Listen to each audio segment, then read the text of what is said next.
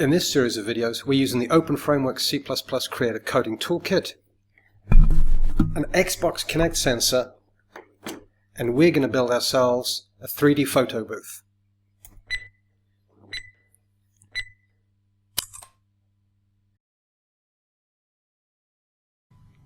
Welcome back to the final video in the series where we're building a 3D photo booth using a Kinect sensor.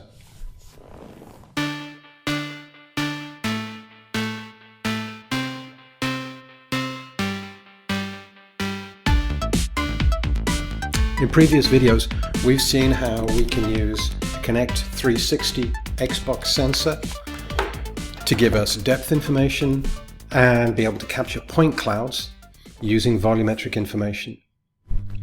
We've been able to debug, we've been able to control it, we've been able to build meshes, and this time we're adding some final commands and controls and functions to tidy up our 3D photo booth and finish it off. All of the source code for this project is available from github.com/art-and-code. In the openFrameworks folder, you'll find code for all of the openFrameworks projects that we're working on, and this is the Kinect photo booth. You can download it from here, including all of the source files, and today we're going to finish off a couple of pieces. I'm working on Macintosh, on OS X using the Xcode development environment, but you can equally work on Windows or Linux. If you're working on Windows, I do recommend that you have a look at the Kinect example that comes with openFrameworks, because there's some additional things that you may need to do depending upon your Windows configuration just to get communication with your Kinect sensor working. Last time we built ourselves a simple 3D photo booth.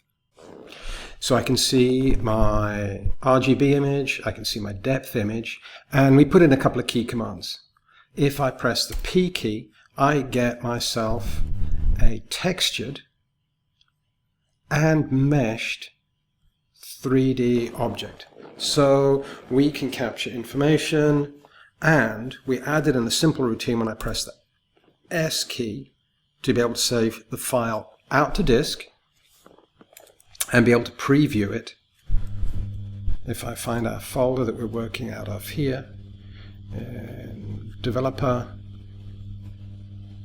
my apps, art and code, openFrameworks, here we have our 3D file that we've captured live from the Kinect sensor. I'm opening this in MeshLab, which we looked at in a previous video. And you can see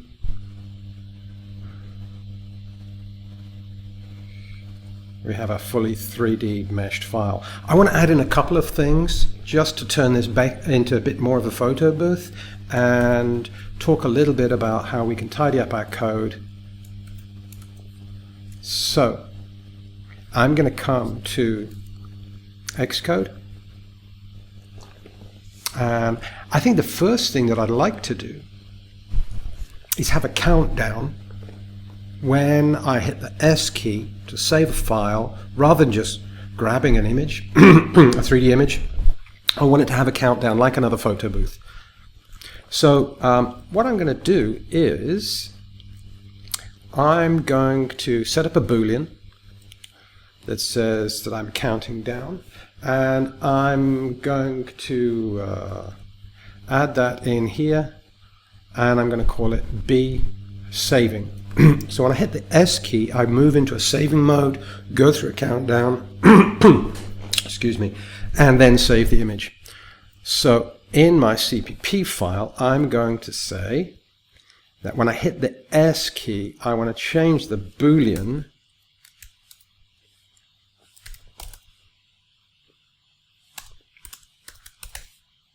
to true, and up at the top, I've set initially our Boolean saving to be false. So we start up, we're not saving anything, and when we hit the S key, we say yes, we're moving into a saving mode. So I'm going to take my point cloud save out from the S key routine, and in update, I'm going to say if Boolean saving is true. It's implicitly true there. We're in saving mode and we want to save the point cloud, but I don't want to save it straight away. I actually want to say that I want to count down. And I'm going to do this by saying, let's have a counter that counts down. And if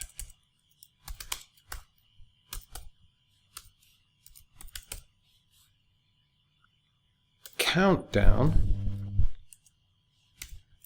equals 1,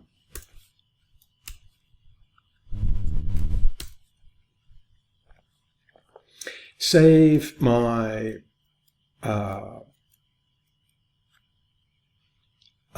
point cloud. Sorry, because I've done this so that I don't look completely stupid while I'm writing it out by making mistakes all over the place like I am doing, I've actually got it on a second monitor here of the stuff that I made this morning. So we're going to walk through and I'm just going to piece it together and make it look like I know exactly what I'm doing. So I'm going to set a countdown, and when that is equal to 1, I'm going to play a click sound.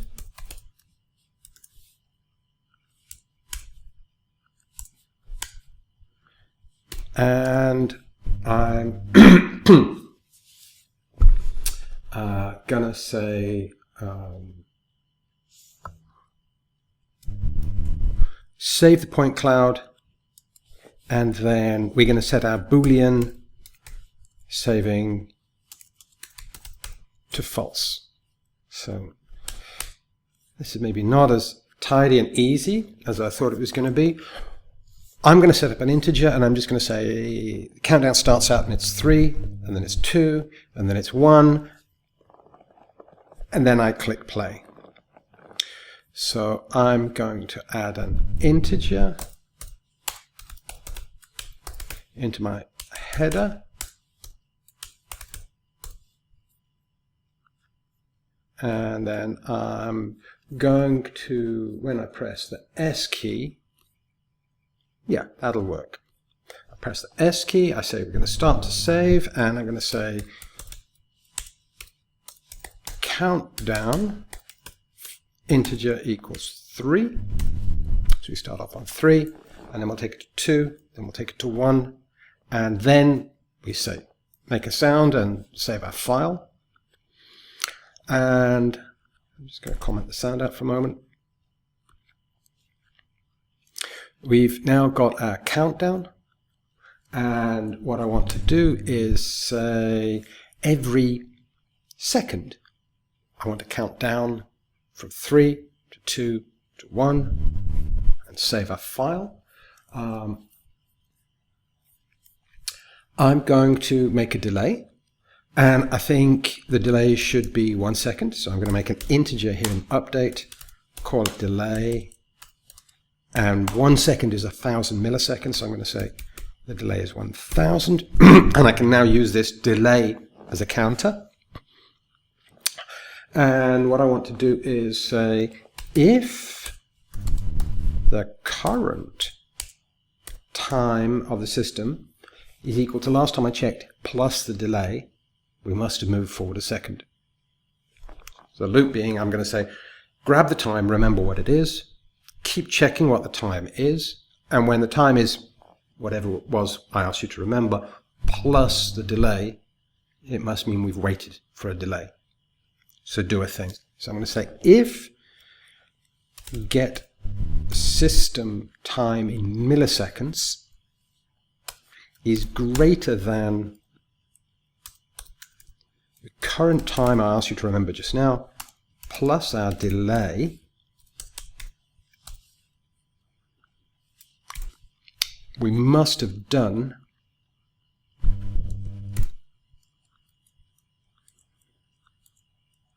something. Just tidy this up a little bit so I can see what's going on. We must have done something. Right, so current time, I'm going to turn that into an integer as well. I'm going to go to my header file because I know I need that. And I'm going to say int countdown and int current time, and I can declare more than one on the same line of the same type of thing if I want. So we've now got the variable current time, and when I press the S key, I want to say grab what time it is, and in a second count down one, and then another second after that count down another, and another second after that play the click sound and save me the file. So I'll go 3, 2, 1, do the thing. So I'm going to come down to my S key and say the current time equals OF get system time in milliseconds. So I press the S key, it grabs what time it is, puts it into the variable current time, and an update loop is saying, oh, we're supposed to be saving because we set our Boolean saving to be true. And is the time now later than the time when we press the S key plus the delay? If it is, I will say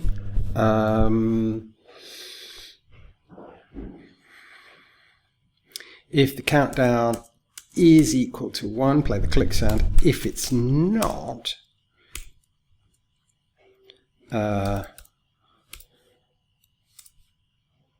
countdown minus minus, so decrement it by 1, and then I reset the counter again to count for another second. So countdown equals, I have to get system time in milliseconds. I think that'll do it. Now, what would be really good is to be able to see the countdown on screen. So in my draw routine, I'm going to say if we're saving a file, we're in the middle of this saving a file process, then I want to say, let's draw the countdown number on the screen. So we can say OF draw bitmap string. It's the simplest. And we just want to draw the countdown text, and we'll draw it in the middle of the screen. So I get the width of the screen, OF get width divided by 2, so it's halfway across. OF get height divided by 2, so it's halfway down. And then countdown, it might complain about this because it wants to have a string, and currently countdown's an integer, so we might have to change countdown into an integer. But let's run it and see what we get while I drink coffee.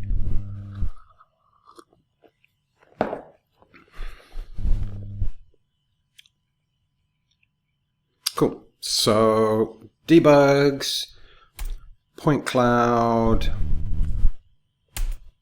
save 3. Oh, I think I've messed something up there because it's putting a massive number in. And I'm going to have a quick look at my update.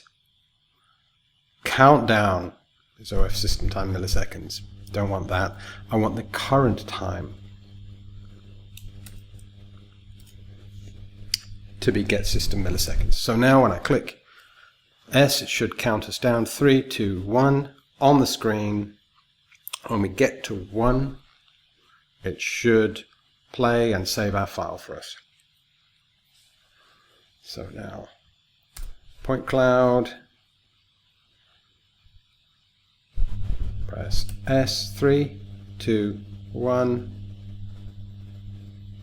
saves the file. Excellent. Right, let's double check what we've got. And here's our cloud file, saved at 1322, which is exactly when I'm recording this. That's great.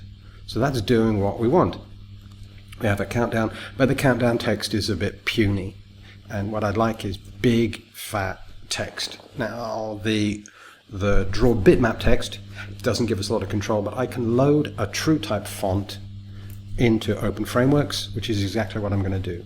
And in the data folder of my Kinect photo booth, I've put this true type font here. frabbk.ttf, and this is a free font that you can download, and it comes with many of the openFrameworks examples. So we're going to use that, and I've just copied it across as a resource so that when I say load a TrueType font, it implicitly looks in the data folder and loads it for me. I've also put in there these two sound files, a short beep and this camera shutter sound. And these are both free sounds that I've been able to scavenge from the internet. The camera shutter sound, this is the license for it, and the beep sound is open usage. So they're in the data folder. So if I say load these sounds in, please, it'll implicitly look in the data folder. But if I made a longer file path, I could load them from anywhere. First thing that I'm going to do is set up a TrueType font. So I'm going to say of font, call it font. So it's going to make a font object that I can load a TrueType font into. And then in my setup, I'm going to say font.load.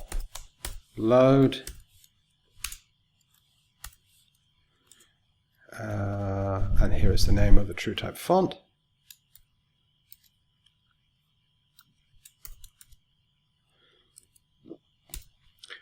So we've loaded our TrueType font in, and now instead of in my draw routine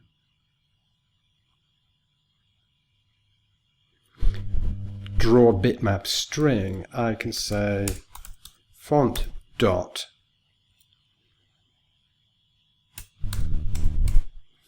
draw string,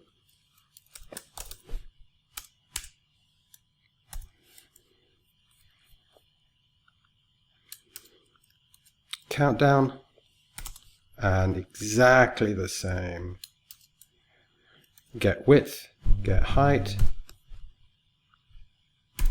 comment this one out, and let's see if it's going to complain. It may complain and say, no, you can't give me an integer to draw to the screen, I can only draw strings to the screen, in which case we'll force countdown from being an integer into being a string. So let's run that and see what we get.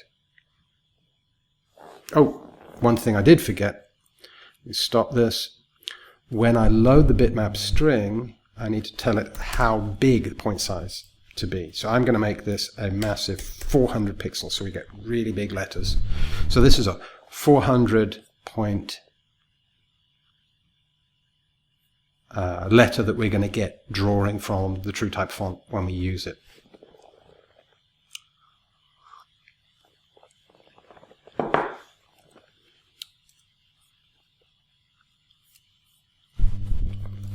Unknown type of font. Oh, yeah. In the header file, it is actually of TrueType font. That's the object that I can load the font into. And now, hopefully, that will compile in a slightly more happy manner. Yep, it's complaining. It's saying we can't reference that. So I'm going to use the command of2 string, pass it the integer countdown, tell it to turn it into a string, and then font draw string will be happy that it's being passed a string and not an integer. So let's compile it again, and hopefully this will go slightly better than the last time. So our build has succeeded. I'm going to run this full screen. Draw our point cloud, look heroic, hit the S key,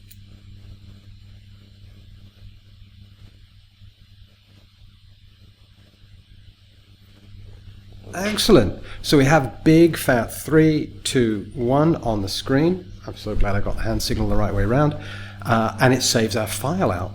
So now what would be great would be to add some sounds in.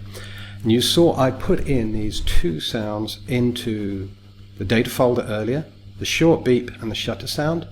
And in the countdown, I'm going to say every time we count down, please play the short beep. And when we take the file please play the camera shutter sound. So I'm going to make two OF sound players, which in my header file I'm going to say OF sound player beep, and then I'm going to make another one OF sound player click, and I could call these anything I like, but I've just made two instances of sound player objects that I can put sounds into. And in the CPP file, in my header, we've loaded our font, and now I'm going to say beep.load, and the name is, grab the whole name here,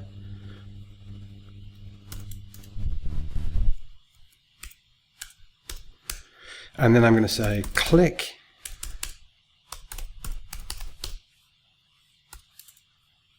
and let me grab the camera shutter sound name.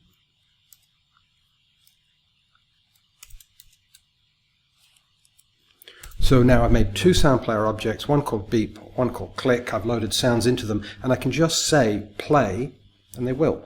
I can do more things to them as well, and I've got a video about that, but here I'm just going to tell them to play. So if we're playing the countdown, here we are in our update, we're saying yes, we're saving stuff, and we've gone since our last delay, and every time we count down, I want to say beep.play, and here, if the countdown is equal to 1, click.play. So what we should be able to do now is have this do a nice countdown beep, and then a click, and save the file out to disk. We do have one problem, is every time we do this, we're overwriting the previous file, because we're saving them all out as our file name cloud.ply. So save. Great. So we get the beep sounds, it saves to file, but we've got this problem. The cloud saving always gives us the same file name. So if we have a look in our folder, we can see there it is. It just keeps overwriting the same file. So to make a unique file name, I'm actually going to come to the save, and I'm going to concatenate the word cloud plus of get system time in milliseconds plus, and concatenate .ply on the end. So it's going to get the system time in milliseconds, some number, which hopefully is going to be unique. It's going to put cloud at the beginning, add the system time, and then put cloud at the end. Now, again, the system's complaining, going, but this is a number, and I'm trying to save as a string. So I have to say of to string in the middle. So it'll get a unique number from the system time milliseconds, turn it into a string, and concatenate it with the word cloud, a number, and then .ply on the end. So now, if I click to make this compile, I'm going to compile away. Here we go. Run this full screen. Look suitably heroic. Press save.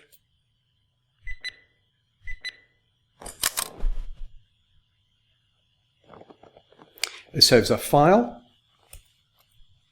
Let's quit that and go and have a look at what we've got. And here we have originally a cloud PLY file, but now we have cloud 31888793, a unique file name. So we can keep saving and saving and saving and saving with unique file names into this folder, one after the other, which is exactly what we want. Right, so I think what I want to do, the last little bit before we finish this where it is, I can go through and do some more tidying up, is I want to put in a couple of comments, which I've done, about how the meshes are triangulated, so I remember. And there's one additional thing, or two additional things, that we can ask the Kinect sensor to do. On the front of the Kinect sensor, there's a number of LEDs, and there's also, on the 1414, there's a base that's motorized to go up and down, and we can control both. In the Kinect example that comes with openFrameworks, you can see all of this, but really, really simply, I'm going to pull out a simple thing that will flash the LED at me in time with our countdown and our beeping. And the command that I'm going to use is I'm going to say, when we press the S key, I want to say Kinect dot set LED, and then it uses the namespace Kinect, so it goes OF Kinect : and then we go LED mode, and I want to say LED blink green. So as soon as I go into saving, it's going to start blinking, and then when I get to countdown is 1, and we're taking, I'm going to say LED off. So now, I wonder whether I can do this. I can show you what's going on, which is going to be a bit weird because we're going to get the Kinect sensor taking a picture of my laptop and the TV studio that I built here to do all of these tutorials. So that's some of what I'm up to. You can see just cables and monitors and coffee machines and coffee cups and recording. So let's run this full screen, go to a point cloud, and there we're actually getting a point cloud of my laptop. If I go back out of point cloud to the debug, of course you can see it on the monitor because I can't see myself, and I press save.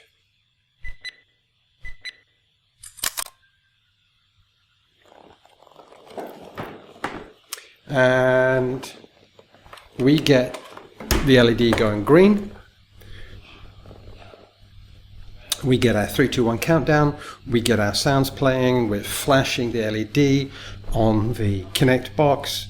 And we've built ourselves a 3D photo booth. Now, what I could do is I could go through and add some more controls onto my GUI using the simple parameters that we've seen to say I would like to flip between using hue, saturation and brightness visualization. I'd like to have the wireframe or just the vertices so I can draw point clouds, put in a slider for the OpenGL point size, a whole lot of things, but I'm going to leave that up to you. I'm going to finish this video here. So far we've built through introducing the Kinect 1 and the Kinect 2, using the Kinect 1 to pull data from for RGB and a depth image, taking the information from the depth image and turning it into a point cloud, looking at how we can triangulate all of the points in a mesh to make a surface, and then we can color that and we can draw that out to screen. We've looked at how to save the files. We've looked at how to open them with MeshLab. And we've added in sounds and TrueType font to build ourselves our own photo booth in 3D. So please have a try. If you've got any questions, post them in the comments below. Please do hit subscribe, which I think is down here or over at the side or over there somewhere. Let me know what else you'd like to see. There's upcoming videos where I'll be looking at slit scan cameras. We've also got a couple of videos coming up using the Kinect 2 sensor, which is the later XBox sensor big boxy one, where we're going to be doing skeletal tracking using the NI Natural Interaction Toolkit, and some really interesting stuff that we can do with that with audio and video. So drop me some comments, give me some feedback, like the video if you do like it. If there's errors or improvements, let me know what they are. Hit the subscribe, and I look forward to seeing you on another video.